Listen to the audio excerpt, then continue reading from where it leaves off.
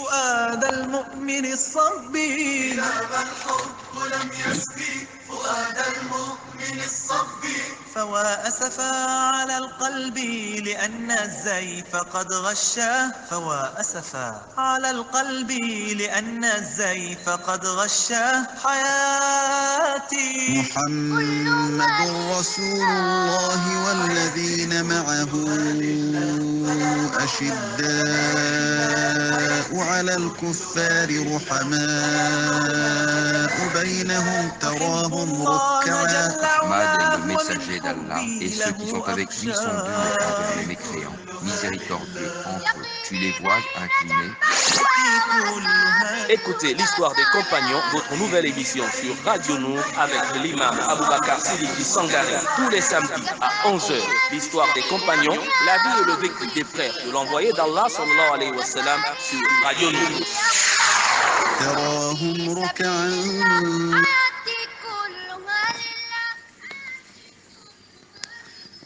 الحمد لله رب العالمين والصلاة والسلام على من أرسله الله رحمة للعالمين محمد بن عبد الله وعلى آله وصحبه ومن تبعهم بإحسان إلى يوم الدين أما بعد. أحبتي في الله، أحييكم بتحية الإسلام قائلا السلام عليكم ورحمة الله وبركاته. Aujourd'hui, samedi 24 juin 2017, 29 Ramadan 1438 de Hijra. Chers frères et sœurs dans la foi, chers auditeurs et auditrices de la 95 FM, que la paix d'Allah subhanahu wa ta'ala soit avec vous. Aujourd'hui, dans le cadre de votre émission As-Sahaba, les compagnons du prophète Mohammed, paix et salut soit sur lui, Inch'Allah, nous sommes avec l'un de ces grands hommes, Abdullahi bin Omar. Abdullah, fils de Omar bin Khattab, radiallahu ta'ala anhuma ajma'in. Naam. Nous sommes aujourd'hui avec Abdullah ibn Omar. Abdullah ibn Omar, avec, Inch'Allah, votre émission Al-Sahaba, nous allons découvrir ensemble qui est cet homme, Abdullah ibn Omar. Nous avons à la réalisation Abdurrazak et Maman Touré, Inch'Allah. Derrière les caméras, nous avons aussi Mayel Manouba, Inch'Allah. Avec votre frère Abakar Siddiq. Ensemble, nous allons découvrir qui est Omar, Abdullah ibn Omar, radiallahu ta'ala, anouhma ajma'in. Chers auditeurs, nous allons faire tout possible pour découvrir l'histoire de quelques compagnons du prophète alayhi salatu wassalam, car lorsqu'on va maîtriser leur histoire, ça va nous aider dans la pratique de l'islam, incha'Allah ta'ala. Qui est Abdullah? Abdullah, c'est le fils d'Omar ibn Khattab, Cheikh al-Islam, le père d'Abdurrahman. Il est de tribu Quraysh. Il a accepté l'islam, il s'est islamisé lorsqu'il était encore jeune, on peut dire petit. Il a accepté l'islam, Omar ibn Khattab et son fils Yani Abdullah, notre ami d'aujourd'hui. Il était encore petit le moment où il a accepté l'islam, car son père Omar, lui, dès qu'il est rentré en islam, son garçon Abdullah, lui aussi, il est rentré avec son père dans l'islam. Il était encore vraiment jeune, depuis à la Mecque. Moins de 10 ans, il a accepté l'islam. Abdullah a fait première hijra, première immigration vers le Habasha. Le moment où les musulmans à Médine ne pouvaient pas parler de l'islam ou d'Allah devant les polythéismes, devant ceux-là, les associateurs qui ne veulent pas attendre l'unicité d'Allah, ils ont torturé beaucoup de musulmans jusqu'au prophète Mohammed alayhi salam a ordonné aux musulmans de quitter leur ville natale, aller à un autre pays, Habasha. Akil Kharim, lorsqu'ils sont partis là-bas, voilà ce qui va se passer. Abdullah est jeune, il est parti avec les musulmans jusqu'à, Inch'Allah, Habasha. Abdullah ibn Omar, radiallahu ta'ala anhu, à Médine, lorsqu'il était encore jeune, première bataille ou deuxième grande bataille que les musulmans voulaient aller faire, bataille de Uhud, Abdullah a demandé à Rasul alayhi salam qu'il veut être parmi les combattants. Rasul a refusé parce qu'il était encore jeune. Lui-même, il explique qu'il était jeune, peut-être 14 ans.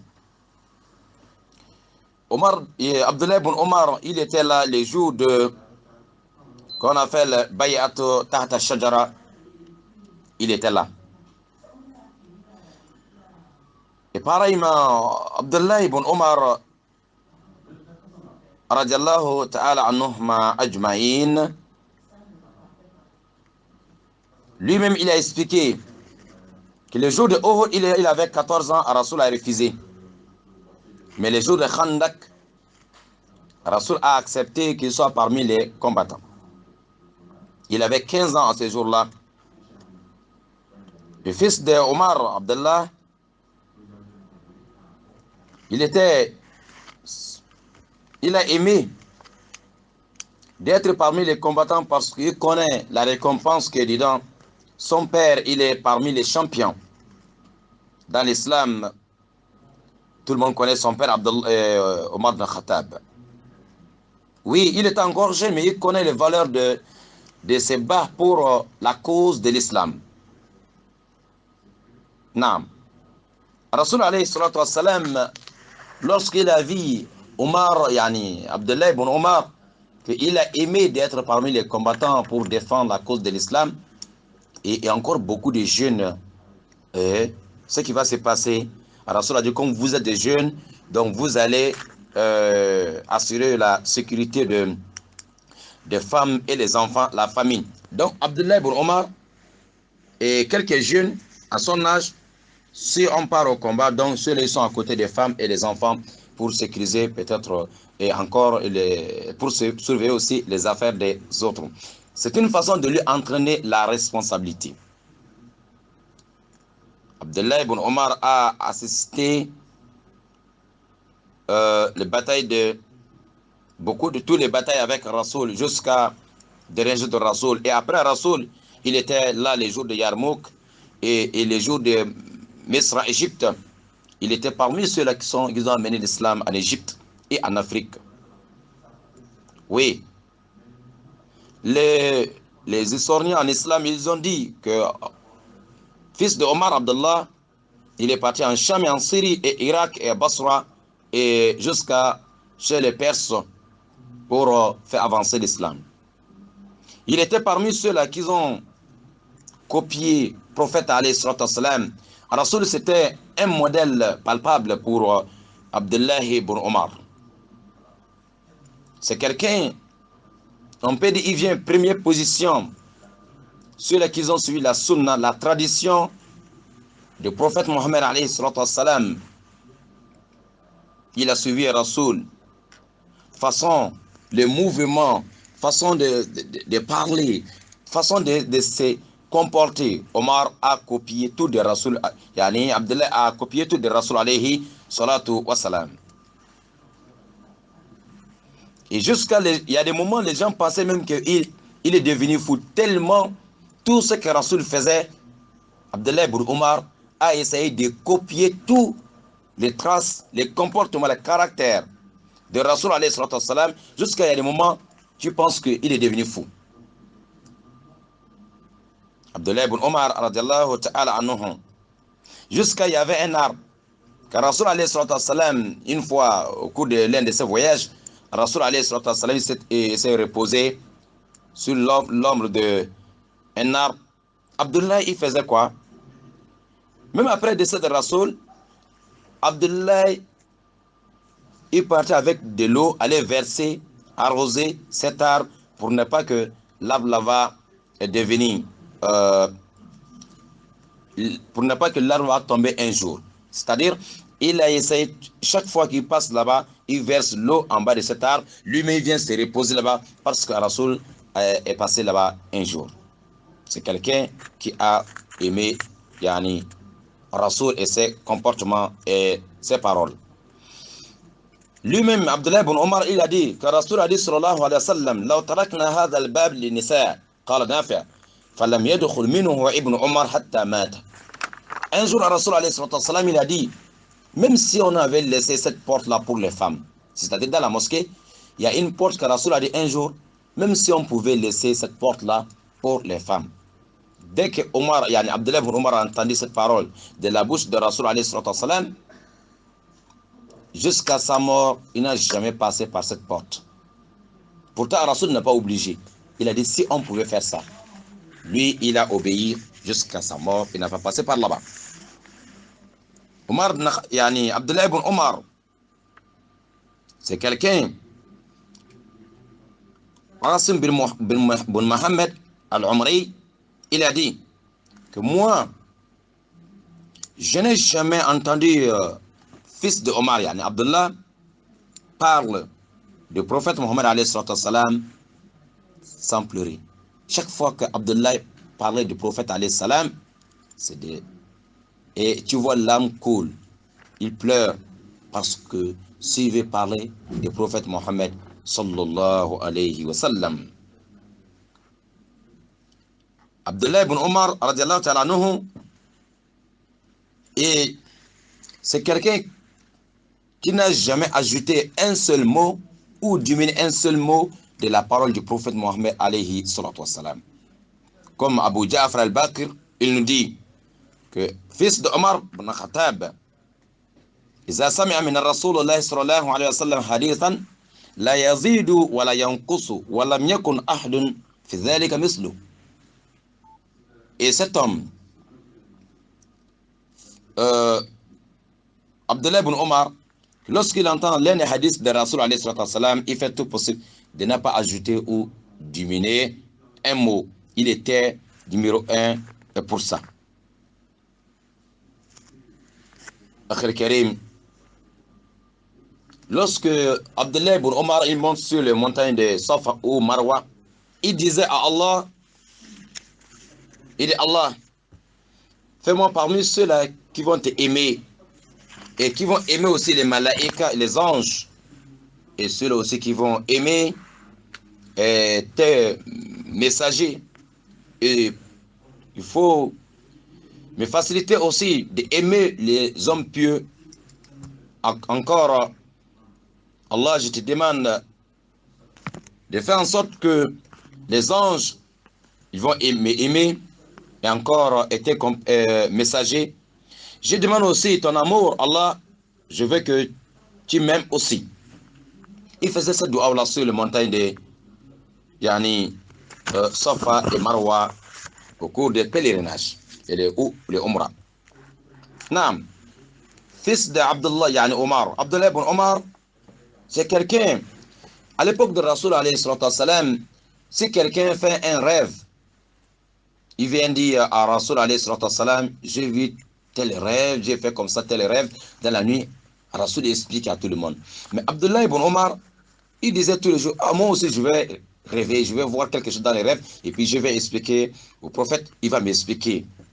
Mais Dieu a fait un jour, cet homme, en tant que jeune garçon célibataire, il a expliqué, il dormait dans la mosquée du prophète alayhi salatu wassalam, jeune célibataire, fils de Omar.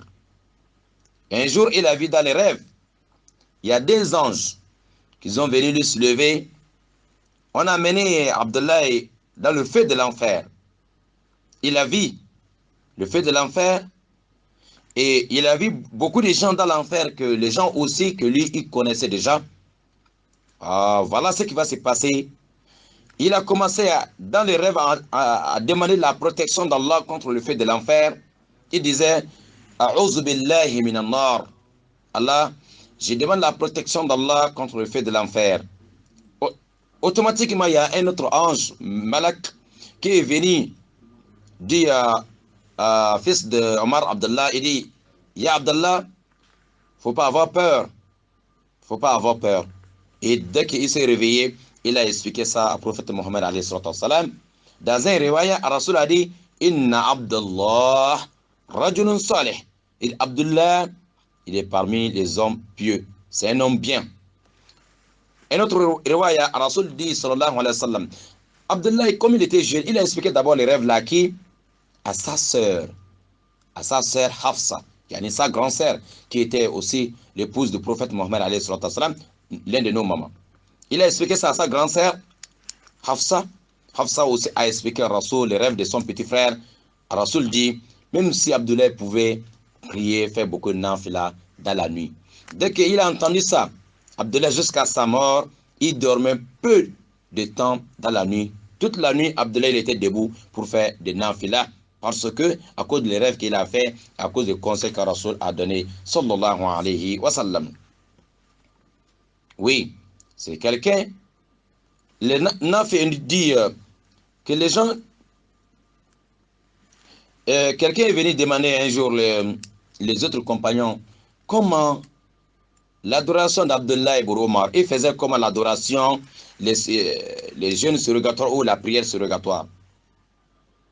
Lorsqu'on a demandé Nafi à ça, Nafi a dit, même si je vous explique, vous ne pouvez pas copier Abdullah ibn Omar.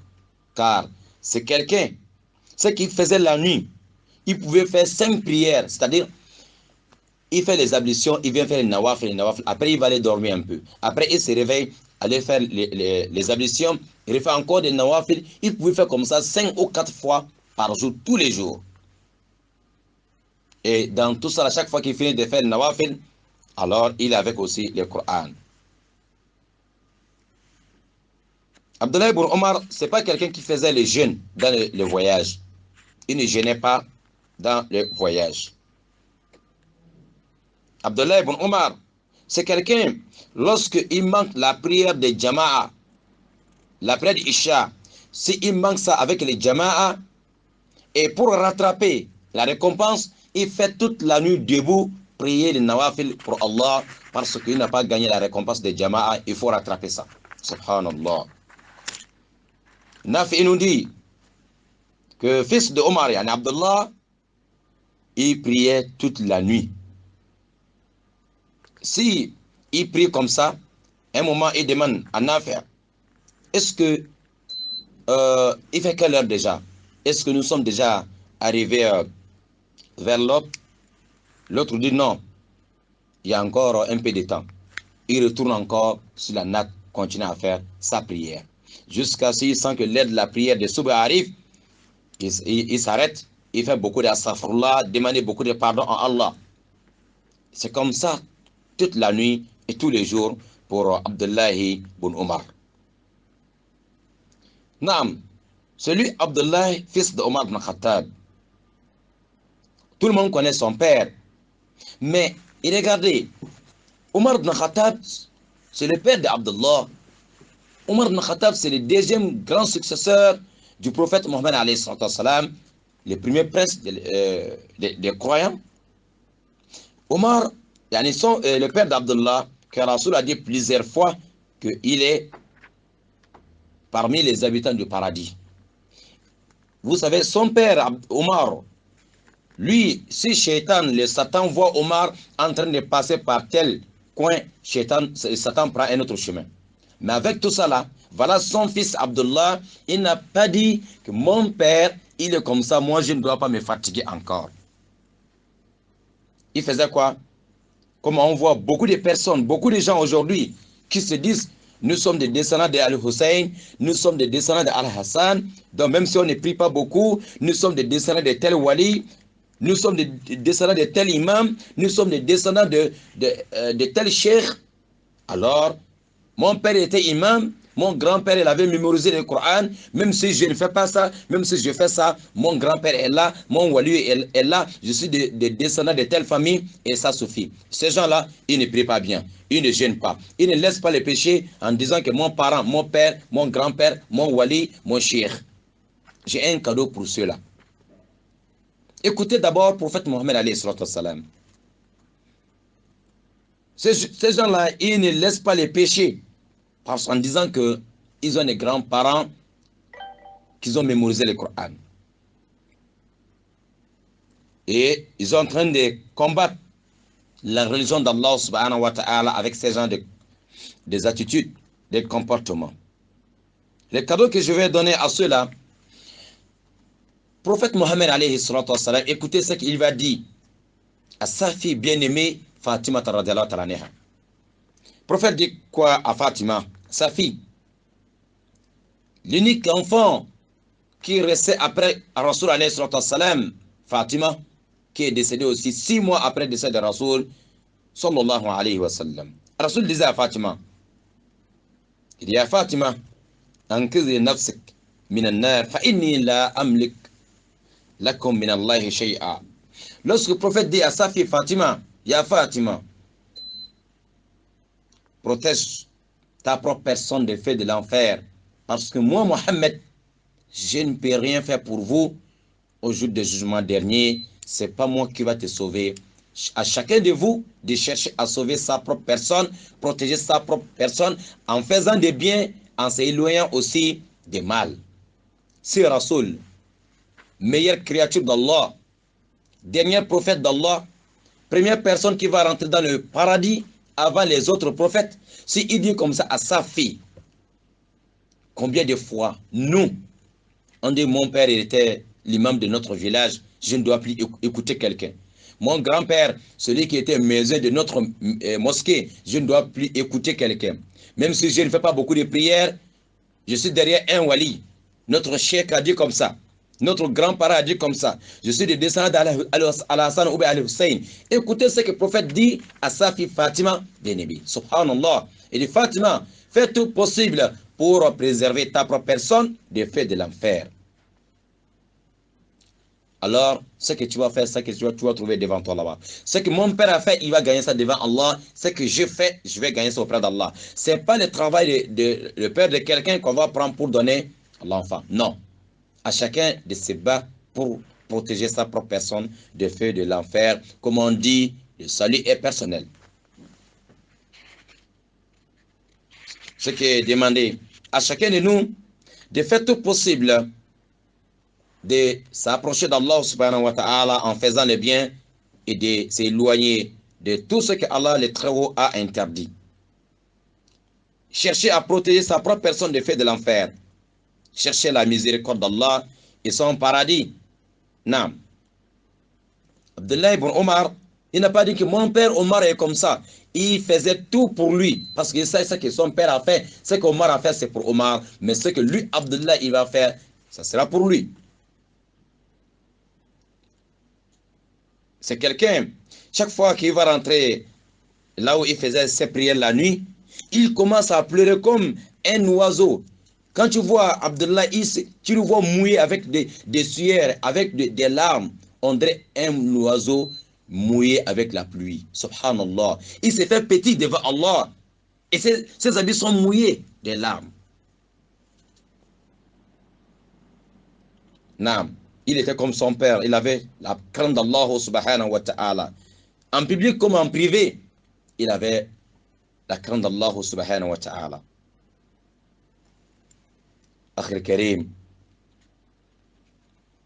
C'est quelqu'un, Abdullah ibn Omar, il a fait sa vie dans l'adoration d'Allah subhanahu wa ta'ala. Regardez un jour, tellement il était modeste, dans tout ça là, il était modeste. Autrement dit, il était aussi un modèle. Un jour, il était avec ses amis, quelques compagnons, et Abdullah ibn Zubayr et Urwa et Mus'ab avec lui-même Abdullah ibn Omar. Les quatre là, un jour, ils sont là. L'autre dit, moi, je souhaite d'être un successeur, c'est-à-dire dirigeant des musulmans un jour. C'est ça Abdullah ibn Zubayr qui dit. Urwa lui dit, moi je souhaite avoir beaucoup de connaissances que les gens viennent apprendre chez moi. Troisième personne dit, Mus'ab, il lui dit, moi, c'est que moi je pense, je vais être gouverneur de l'Irak. Deuxième chose, je vais épouser Aïcha bint Talha wa Sakinata bint al-Hussein. C'est-à-dire d'épouser des jeunes femmes. Il y a une femme que lui, il voulait épouser, Aïcha, fils de Talha. Donc, voilà ce qui était dans la tête de Mus'ab. Et Abdullah ibn Omar, ce que lui, il souhaitait, c'était le pardon d'Allah. Il disait, lui, c'était le pardon d'Allah que lui, il avait besoin. Pas les biens de dunya, pas autre chose, seulement le pardon d'Allah, le très haut, le grand pardonneur, qu'Allah nous pardonne tous. Oui, c'était un donateur, il faisait le bien. Il dépensait son argent pour les bonnes causes. Un jour, lui, il a libéré plus de 1000 esclaves. Il a libéré plus de 1000 esclaves, même jour. Comme Naf nous dit toujours, كان ابن عمر رضي الله تعالى عنه إذا اشتد عجبوه بشيء من ماله قربه لربه عز وجل. C'était quelqu'un, s'il voit une partie de ses biens, son argent ou les animaux, une partie que lui-même il a vu que ça là vraiment c'est bon, c'est beau, il est content de ça, il donne ça à Allah. C'est comme un exemple. Quelqu'un, il a l'argent dans sa poche, il voit un billet, joli, neuf, il dit, ah non, machallah, je ne dois pas manger ça, il donne ça à Allah. Par exemple, quelqu'un dans sa poche, il a beaucoup de billets, mais il y a un billet de 10 000, tout neuf, il dit, machallah, ça là, non, je donne ça à Allah. Et c'est comme ça il était. Quand il voit quelque chose de ce bien qui est bien et beau, il donne ça à Allah subhanahu wa ta'ala.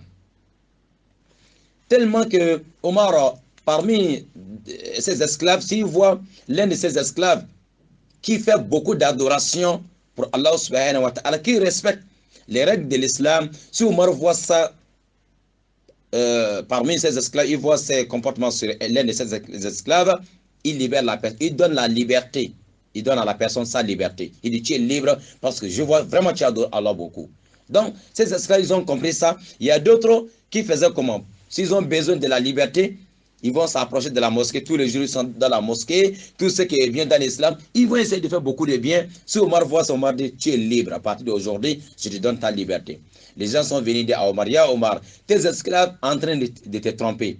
Donc, Omar dit, s'ils me trompent dans l'adoration à cause d'Allah, je les laisse aussi, je donne la liberté. Parce qu'il ne m'a pas trompé dans les péchés, il m'a trompé dans l'adoration d'Allah. Donc, tout ça, c'est à cause d'Allah, je donne la liberté à la personne. Il avait trop aimé les pauvres. Oui. Tellement il dépensait son argent sur les pauvres jusqu'à il devient un ami des pauvres. Tellement il avait trop pitié des pauvres. Il donne beaucoup aux pauvres de ce qu'Allah lui donne. Il était un grand connaisseur aussi. Dieu aussi avait donné la sagesse à Abdullah, fils de Omar ibn Khattab. Naam. Un jour, quelqu'un a écrit une lettre à Omar. Il demande la science, la connaissance à Omar. Omar dit, la connaissance c'est beaucoup, la science vraiment c'est beaucoup, c'est vaste. Mais si tu peux faire en sorte que le jour que tu vas rencontrer Allah, que tes bagages, tes fardeaux sont légers, il faut faire. La connaissance c'est vaste, c'est vrai. on peut chercher la connaissance. Mais si tu peux faire en sorte, si tu peux diminuer tes bagages, alléger tes bagages, comme ça les jours que tu seras en face d'Allah, que tu n'as pas beaucoup de fardeau sur ton dos, c'est-à-dire il veut parler des péchés. Fais tout possible de diminuer tes péchés avant de te freiner devant Allah subhanahu wa ta'ala. Si tu peux diminuer tes péchés, diminuer tes fardeaux, tes bagages, descendre des humains, c'est-à-dire de ne pas faire l'injustice envers les créatures d'Allah, car le péché qui est entre nous et Allah, Allah, il est capable de pardonner tout. Mais ce qui est entre les créatures, ce n'est pas à Allah le Très-Haut de pardonner ça. Si je fais quelque chose à mon frère, c'est à moi de demander pardon, des excuses à mon frère, il doit me pardonner. Mais ce n'est pas Allah qui doit pardonner ça. Ce qui est entre les créatures, on doit se pardonner. Sinon, Allah lui-même, ce qui est entre nous et Allah, parce qu'il y a des types de péchés, il y a des catégories de péchés, ce qui est entre les créatures et les créateurs, ce qui est entre les créatures eux-mêmes. Allah pardonne ce qui est entre nous et lui lorsqu'on lui demande pardon. Mais ce que tu as fait à ton frère, à ta soeur, tu as fait l'injustice envers les gens, tu as fait pleurer les gens, tu as mis les gens en prison, pourtant tu sais que c'est des mensonges, alors c'est à ceux-là et tu dois présenter tes excuses à ceux-là, pas à Allah. C'est pas à Allah de pardonner ça. Et Abdullah ibn Omar dit, si tu peux diminuer tes fardeaux de ces genres de péchés, les péchés qui entre toi et les créatures, et de aussi purifier ton ventre de l'argent des gens, encore alors maîtriser ta langue, de ne pas critiquer les gens, gaspiller les noms des gens, de ne pas gaspiller les dossiers des gens. Si tu peux aussi faire ça, il faut faire ça. Et encore, d'être là où la majorité ont choisi. S'il y a des groupes, il faut toujours voir là où il y a des majorités. Et toujours, généralement, les majorités, ils sont là où il y a la vérité. Si c'est des choses, par exemple, les jugements de l'islam, par exemple, sont dit, voilà tel jugement dans l'islam, mais les majorités ont choisi ça. Donc, il faut être toujours là-bas. S'il y a 10 savants, parmi les 10, il y a 7 qui ont dit, bon, tel jugement doit faire comme ça. Les 3 autres ont dit comme ça, il faut être parmi, alors, les majorités. Voilà une histoire de Omar ibn Khattab, Abdullah ibn Omar, avec un berger. Il partait à la Mecque. Qui nous a rapporté cette histoire? L'un des Sahaba, qui a dit que le fils de Omar, Abdullah, il est sorti avec Abdullah ibn Dinar pour aller à la Mecque. Ils ont trouvé un berger, un jeune garçon qui est en train de garder les moutons des gens, un esclave. Omar a essayé de tester la foi de ce berger, ce jeune garçon. Omar dit, il faut me vendre l'un de tes moutons. Le jeune il dit, moi je ne suis qu'un berger, un esclave, j'y travaille pour quelqu'un. Je suis un esclave, je n'ai pas la permission, l'autorisation de vendre l'un de ces moutons parce que ce n'est pas pour moi. Je ne peux rien faire, donc je ne peux pas te vendre les moutons.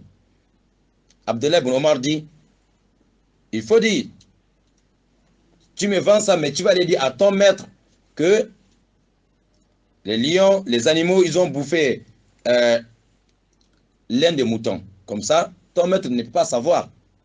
Il faut le dire comme ça.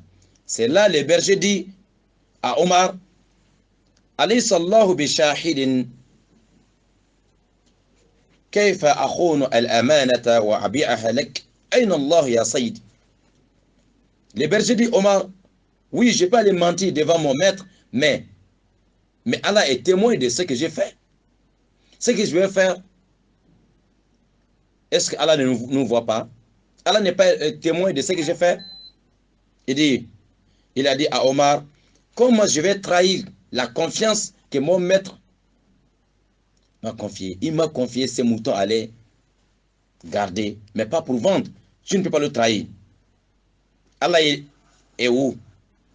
Donc, je ne peux pas le trahir à cause d'Allah subhanahu wa ta'ala. C'est là Abdullah ibn Omar dit,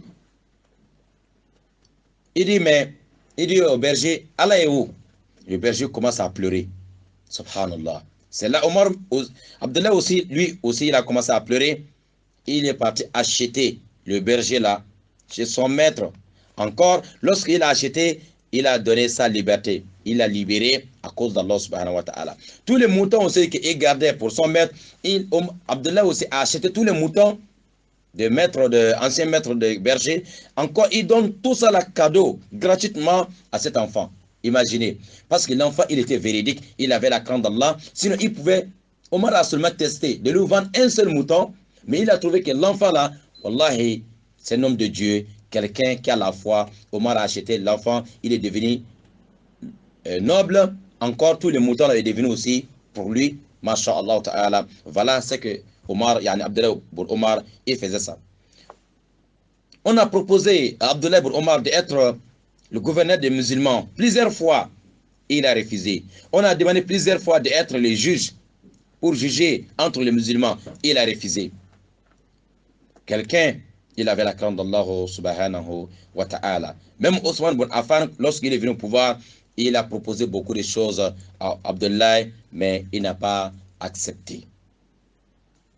Akhil Karim, on est en train d'arriver vers la fin de la vie de cet homme. Il est sorti pour aller à la Mecque. Et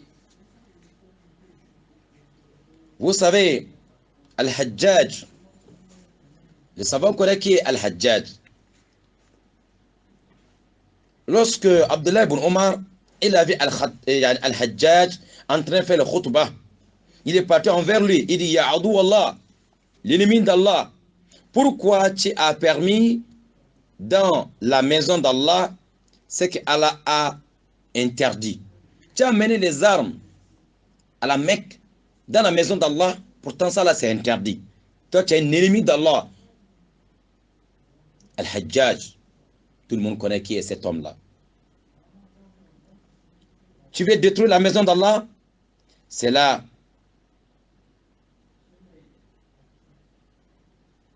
Et Al-Hajjaj, il a fait quoi? Lorsque Omar, le fils de Omar, il s'est retourné, Hajjaj a envoyé l'un de ses bras droits pour aller frapper fils de Omar, Abdullah, avec un épée empoisonnée. C'est ça que Hajjaj a fait. Il a envoyé l'un de ses bras droits avec un épée empoisonnée. Lui aussi, il a frappé Omar avec ça. Omar, Abdullah, fils de Omar, parce qu'il a dit la vérité à Al-Hajjaj. Voilà. Abdullah, il est tombé malade quelques jours à la Mecque là-bas. Parce que l'épée était empoisonnée, il a été blessé. Dès que c'est touché son sang, le poison là, la maladie a fait tomber le fils de Omar. Il est décédé à la Mecque.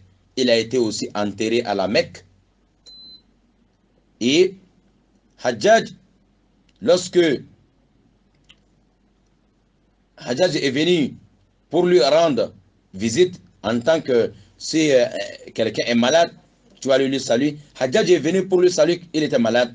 Lorsque Hajjaj a fait assalamu alaikum, le fils de Omar n'a pas répondu la parole de Hajjaj. Parce qu'il savait que c'est Hajjaj qui avait envoyé quelqu'un pour aller lui faire ça. Et c'est comme ça, Hajjaj, et il a celui qui a assassiné fils de Omar ibn Khattab. Naam. Et c'est comme ça, Al-Hajjaj, celui qui a commis ce crime, fils de Omar, il est décédé à la Mecque. Alors, 73e année de Hijrat al-Rasul sallallahu alayhi wa sallam, ce qui veut dire après 63 ans de décès de Rasul alayhi wa sallam, que Abdullah ibn Omar a été assassiné alors par Al-Hajjaj parce qu'il a dit la vérité à la Mecque. Tous les hadiths qu'Abdullah, fils de Omar, a rapportés, 2630 hadiths.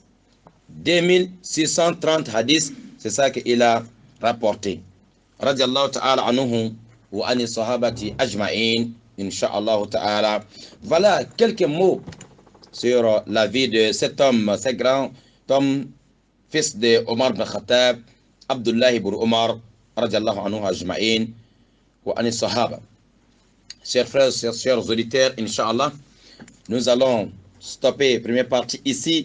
Peut-être soit nous rester, inch'Allah, 5 minutes ensemble pour rendre l'antenne, inch'Allah ta'ala, qu'Allah les très hauts nous facilite la bonne compréhension, qu'il nous facilite d'être parmi avec ce sahaba, avec le prophète Mohammed alayhi salatu wassalam, dans le Jannat al-Firdaus. C'était votre frère Abu Bakr Siddiq Sangaré à la radio Nour. Inch'Allah ta'ala, on se donne rendez-vous, Inch'Allah, samedi prochain sur la vie d'un autre sahaba, un autre compagnon, Inch'Allah ta'ala. Aujourd'hui, 29 Ramadan, ça peut être le dernier jour du mois de Ramadan ou avant-dernier jour, c'est Allah seul qui connaît. Inch'Allah, on attend jusqu'à 18h, voir ce que on va trouver dans le ciel, si la croissance lunaire, ou bien on va écouter aussi l'Arabie Saoudite, toujours, Inch'Allah, comme d'habitude. On demande à Allah tout ce qu'on vient de faire dans le mois de Ramadan, qu'Allah accepte. Dans tous les mosquées, le Coran a été terminé la nuit, Inch'Allah, hier soir. On demande à Allah tout ce que les imams ont invoqué, ils ont dit.